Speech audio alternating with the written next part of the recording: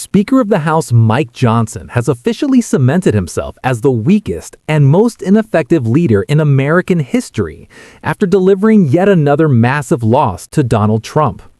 Multiple Republicans just split with Speaker Mike Johnson and Trump and voted to advance a bill to extend the Affordable Care Act subsidies.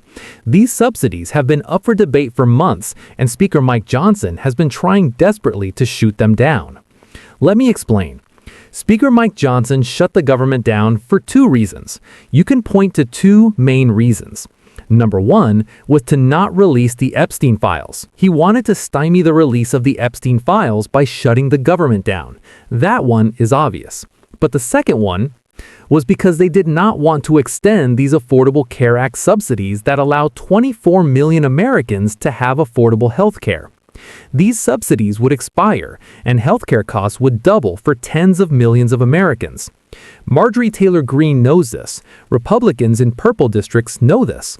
Republicans in Pennsylvania understand the stakes if Americans lose access to health care. So let's just back up for a second. Speaker Mike Johnson shuts the government down, and then, after it reopens, he immediately loses a discharge petition for the Epstein files to be released. A few key representatives, a small group of key representatives like Thomas Massie, Ro Khanna, Rand Paul, Yasemin Ansari, a few key Democrats and Republicans came together to put this discharge petition on the floor, and Mike Johnson ended up losing the vote.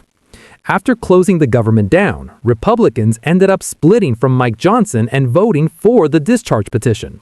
Now, if you don't know what a discharge petition is, it's a way for House members to force a vote on the floor without the Speaker even needing a say.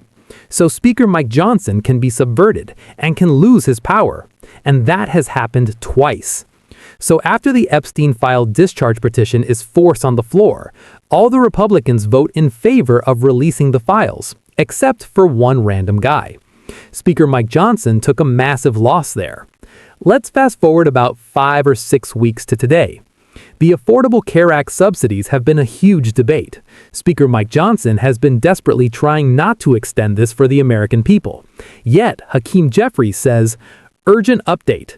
Our bipartisan petition to force a vote on a straightforward extension of the Affordable Care Act tax credits now has 218 signatures. We will interview Representative Jeffries soon. Make sure you drop a like and subscribe to the Adam Mockler feed if you want to see us covering this breaking news, interviewing Democrats, and fighting back against the MAGA disinformation. We need your help. Just click subscribe below."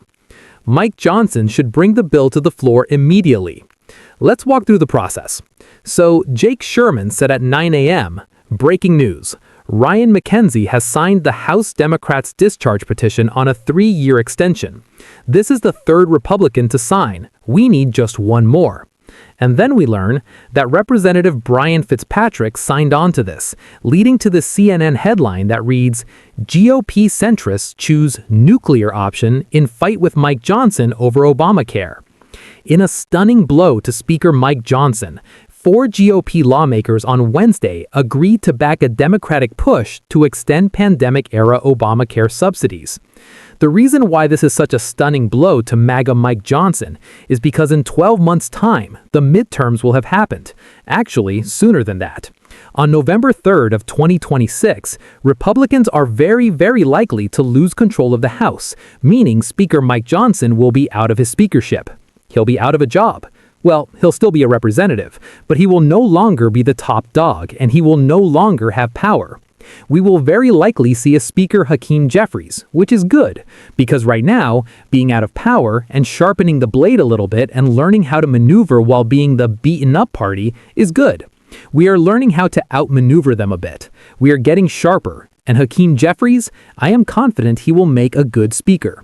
Now to continue, Speaker Mike Johnson will very likely lose all of the power that he has.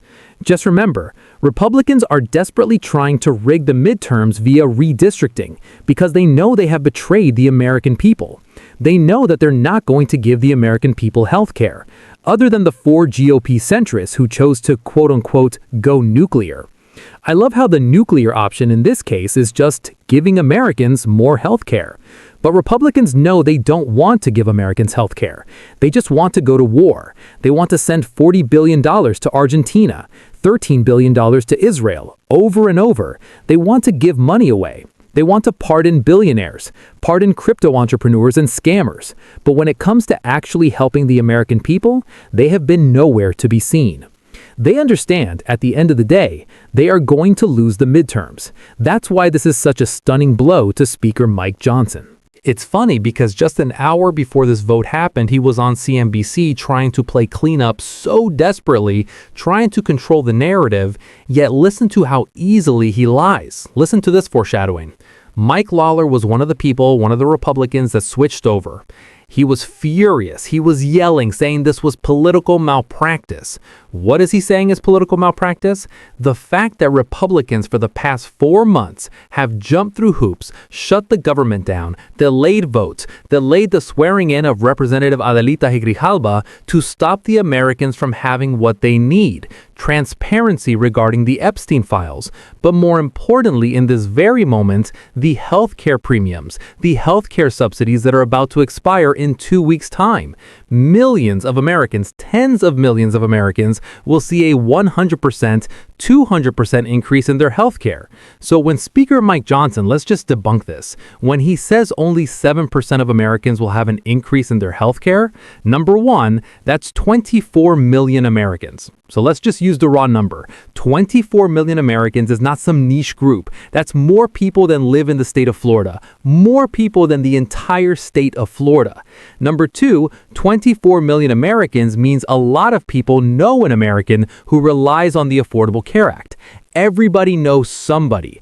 But third of all, when you actually focus on who the 7% are, who are the 7%? It's not a random slice of the population. Affordable Care Act subsidies are disproportionately concentrated in older Americans, people who are not yet eligible for Medicare, but people who vote a lot and very, very reliably, lower and middle income working class people who vote very, very reliably, self-employed Americans, early retirees, or people with pre-existing conditions or chronic conditions. The point here is, everybody deserves health care, of course, but Mike Johnson is trying to brush off 7% of high-propensity voters. When you remove children from the equation, that 7% bumps up even more to like 12%. This is a massive portion of the voting population. So Speaker Mike Johnson is hardcore coping. You know who's not coping? Mike Lawler, Marjorie Taylor Greene, the few key Republicans like Representative Brian Fitzpatrick of Pennsylvania, Ryan McKenzie, and Rob Bresnahan of Pennsylvania. All know that they would be done for come December 31st when these subsidies expire and when the real prices begin to kick in. So then we learn from Midas Touch Breaking, House Minority Leader Hakeem Jeffries' discharge petition has reached 218 signatures, clearing the threshold needed to force a vote on a clean 3-year extension of the Enhanced Affordable Care Act. House Minority Leader Hakeem Jeffries now has the 218 signatures needed to guarantee a vote under discharge petition rules. The floor vote cannot be forced until January, however, under those same rules. But he should force it now. Democrats are trying to get it on the floor now. At the very minimum, we'll be able to see which Republicans will immediately vote against this. Here is Speaker Mike Johnson on CNBC, then dodging and weaving for Donald Trump's Rob Reiner comments. I like how the government is so dysfunctional that Americans can't have health care, can't have affordable health care when they go to the doctor, and Speaker Mike Johnson has to spend 2.5 minutes of his interview talking about the president dunking on the body of a slain veteran. He is the president of the United States. Of course you're going to be asked about the man that is dictating the policy that you have to implement every single day. Of course. What are you talking about? There is more to the clip, but Speaker Mike Johnson has had a rough day. He says earlier in the clip, this shows the evil and the vile in the world. Are you talking about from Nick Reiner or from Donald Trump? Because obviously what Nick Reiner did was magnitudes worse, but Trump did something pretty evil and vile too. Hours after they were pronounced dead, he made a political post that was just disgusting. Imagine the daughter of Rob and Michelle Reiner on the worst day of her life, easily the most tragic, worst day of her life. And then the president of the United States weighs in. And it's that bullshit? That's the evil in the vial. The only issue they address the same is probably the treatment of women, because women in Congress, even Republicans like Marjorie Taylor Greene, are saying they're being treated like shit, and any woman reporter who dares to ask Donald Trump about his association with Epstein gets called piggy or stupid or a terrible person. I'm going to leave it there, but Speaker Mike Johnson is rapidly going downhill, losing all control of his caucus. I genuinely think that in 1 year, Speaker Mike Johnson will be weeks away from, obviously, the transition of power that will knock him out of the speakership.